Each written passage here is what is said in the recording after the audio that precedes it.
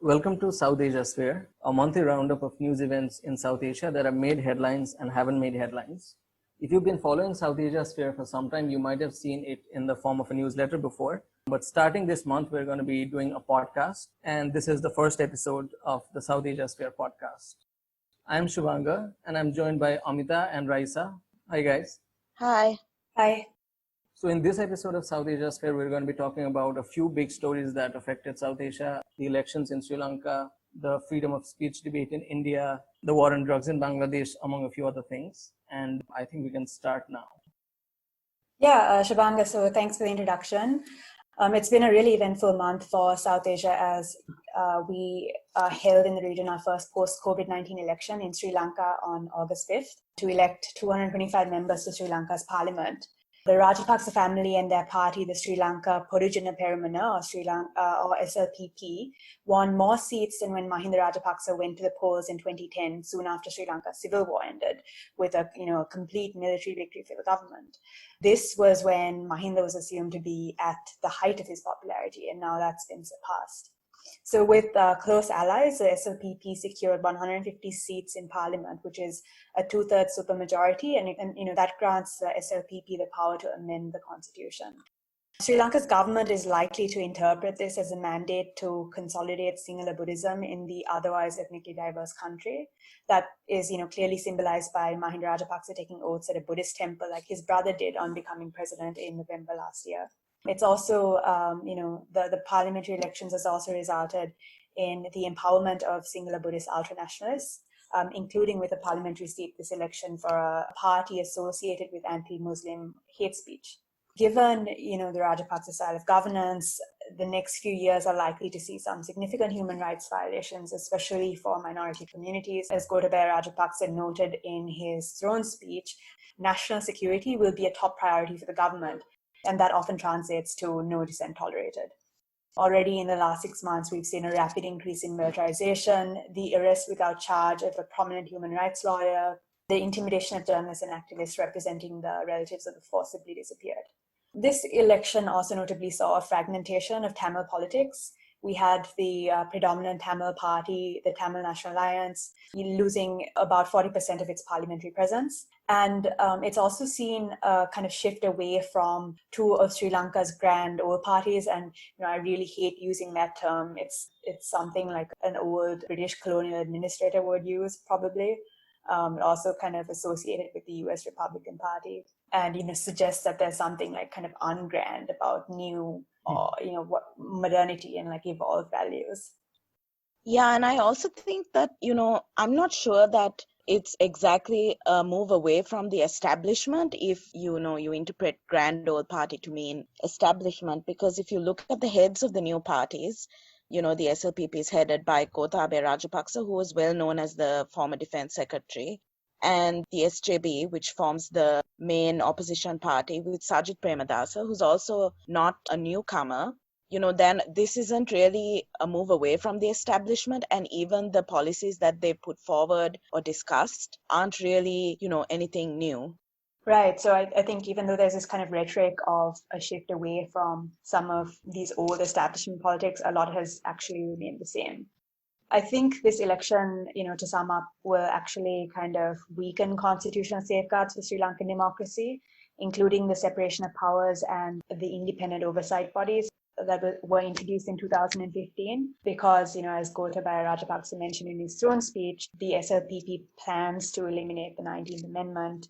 And, it will possibly also result in greater centralization of power via the proposed elimination of the 13th Amendment, which guarantees devolution to the provinces.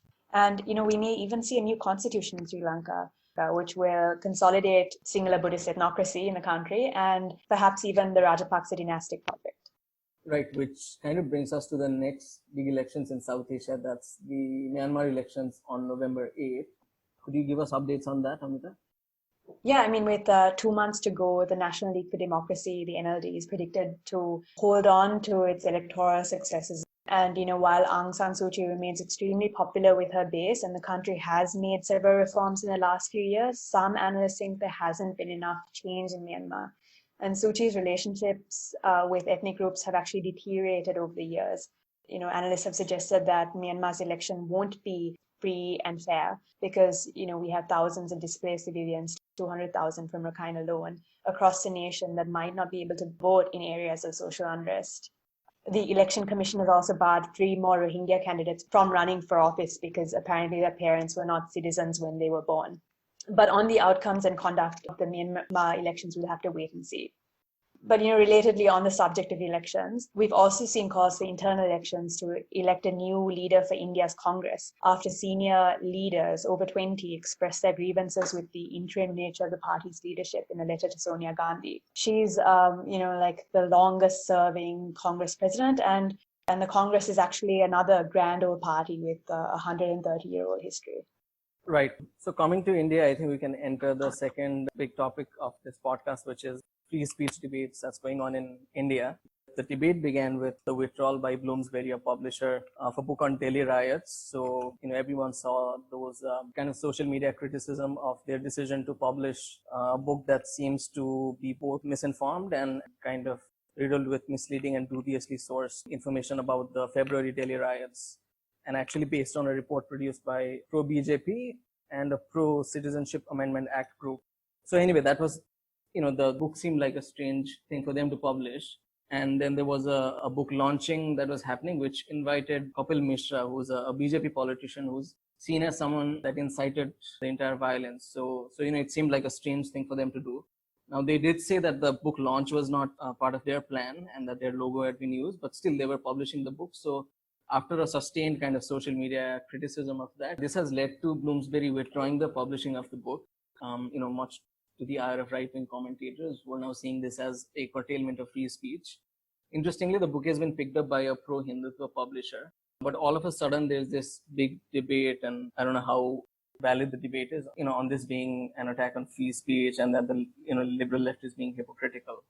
Yeah, I find it quite interesting that this story of this book is being discussed in the context of freedom of expression, because in my view, this is kind of just a reaction to public outcry, which I feel should kind of be contrasted with actual instances where the state is intervening to restrict free speech. And we have a high profile kind of instance of that before the Supreme Court right now with the case of Prashant Bhushan. Right, yeah. I mean, which again explains kind of why this whole thing is a false analogy, that supposedly the liberal left have this outcry when their people are stopped from speaking, but it ignores the fact that, Prashant Bhushan being found guilty of contempt of court for a few tweets was the state, the judiciary acting on that. I mean, even with non-state actors, you saw the attack on caravan reporters, right, by mobs in Delhi. So, yeah. I mean, those are genuine attacks on free expression because it either uses the state instrument or there's physical violence, which seems very much different from the case of that book being withdrawn, because that's a kind of social sanctioning. And I feel in some way the Indian right is deploying the same categories and terms of the cancel culture, which has kind of become big in the US, particularly since the rise of Trump. And, all of a sudden, social boycotts of all kinds become the same as the state or mobs attacking on someone. Yeah, it's kind of interesting how, these false analogies that are being created. Another story that's kind of been really made headlines was this story in the Wall Street Journal, which actually found that there were these instances of hate speech which were identified by Facebook and which were being spread by the BJP, which were not removed. And this story actually kind of lifted the veil of secrecy that surrounds like some of the inner operations of Facebook. And it kind of identified, Anki Das, who's the policy person, kind of showing that, she had apparently explicitly said that these posts should not be removed because to do so would be to threaten, the market opportunity that they would have in India. So that's been an interesting story. Yeah, and I feel it sometimes even models the actual debate on free speech and hate speech and, how companies like Facebook maintain their own standards. I mean, in this case, it was clearly a failure to stand by their own standards, right? I mean, interestingly, she has a history of also making Islamophobic comments. So, and we know what the result of allowing these kind of hate speech on platforms like Facebook have been, looking at what happened in Myanmar and Sri Lanka. So it also makes one question how serious platforms like Facebook are when it comes to basically standing, by their own standards. Yeah, that's right. And to add to that, there's also been some writing that I've seen which has actually talked about how maybe we shouldn't get too distracted by the personalities, including Ankitas, and focus, like you said, on the issues, on the fact that these platforms need to be standing by the commitments that they make or making some kind of an effort on freedom of speech and just not allowing hate speech to proliferate. But we're going to move on now to drugs, and specifically a particular case in Bangladesh, which was actually the killing of this retired military officer, Major Singh Rashid Khan. And this case has actually forced security forces to confront their culture of extrajudicial executions. So, like, the details of this case will be kind of chillingly familiar to those who have been following Bangladesh politics and these kind of cases. So he was shot dead at a checkpoint in Cox's Bazar where he was actually shooting a documentary. According to the police, he refused to stop and they had then fired in self-defense. And afterwards, they had recovered, they said, recreational drugs and alcohol from Singha.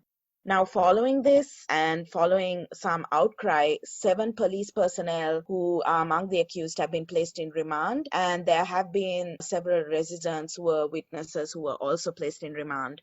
Now, I said that this kind of shooting is familiar to those who have been following incidents in Bangladesh. That's because it has very chilling similarities to these incidents, which are kind of euphemistically called crossfire killings.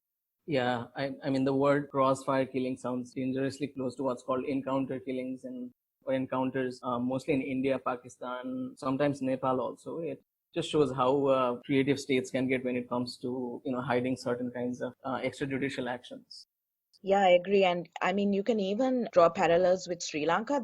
There's been, again, a long history of prisoners either being taken to the scene of a crime and then reports that they've tried to escape. And then in Sri Lanka, what's often said is, again, this term self-defense, either try to escape or attack them. So similarities across the region to these incidents.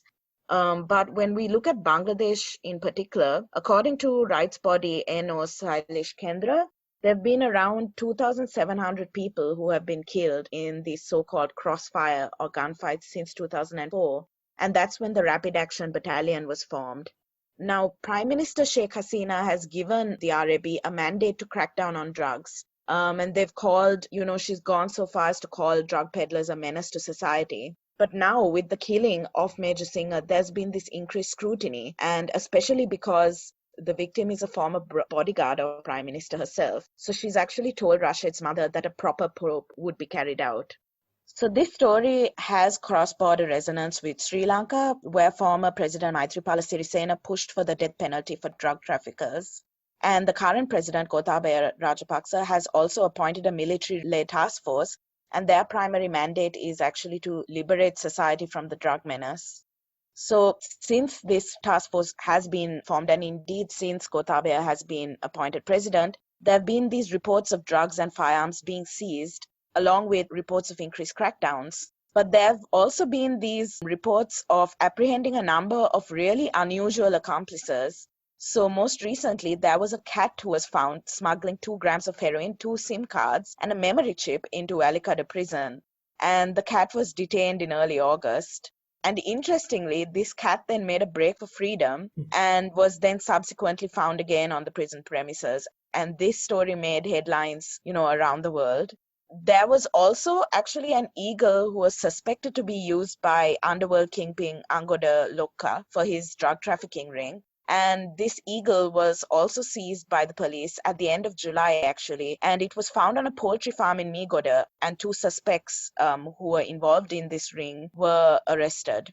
Now, Angoda Lokka has actually been in the news recently as well. He goes by 2 other aliases, which is Pradeep Singh and Madhumage Lasanta Chandana Pereira. He was recently found dead in India, seemingly due to a heart attack, but he was wanted in connection with several crimes in Sri Lanka, including murder, illegal sand mining, land reclamation, extortion, drug smuggling. So that's been an interesting story that we've been following. And I guess that's a nice transition or segue into the issue of transitional justice in the continent. So August 30th was the International Day of Disappearances. But unfortunately, across the region, families of the disappeared are still waiting for answers, with several stalled or flawed, or in some cases non-existent transitional justice projects. In Sri Lanka, it's quite obvious in hindsight now that 2015's political shift was not really consolidated by the kind of accountability or change in political culture that's necessary for a genuine political transition. So despite pledges by the previous government to implement a meaningful transitional justice project, nothing substantial has actually happened. And in Nepal, you have victims of the 10-year-long Maoist insurgency who are gradually losing hope of getting justice, just like in Sri Lanka. 9 years after the Comprehensive Peace Agreement was signed, and the Truth and Reconciliation Commission and Commission of Investigation on Enforced Disappeared Persons was formed in 2015, these victims are still waiting for answers. And like in Sri Lanka, the Transitional Justice Project in Nepal is suspected to be a type of undue international intervention, largely because there is a lot of foreign interest, and human rights groups have that kind of association in Nepal and across the region. But if you're interested in regional transitional justice efforts, be sure to catch a piece this week on the transitional justice process in the Maldives as well. And now a very short, quick update on COVID-19. We've been seeing cases really pick up, particularly in Nepal, and India continues to see more and more infections. But interestingly, a lot of countries around the region appear to be using the blood plasma therapy to try to treat COVID patients. And so you're seeing this in Pakistan, cities around Pakistan, Afghanistan, India, Bangladesh, Nepal. And it's not clear if the governments have kind of made it part of their public health effort, but clearly organizations, different hospitals and clinics have started doing it. So that's an interesting trend. Yeah, and just to kind of end on a bit of a positive note, the Ministry of Social Justice and Empowerment in India has constituted the National Council for Transgender Persons, which would, work with states to ensure that transgender welfare boards are set up in all states, and that the essential needs of the community like housing, food, healthcare, and education are met. So that's the end of episode 1 of South Asia Sphere, our new podcast on South Asian affairs. And do subscribe to us and visit our website himalmag.com for more. Bye. Bye. Bye.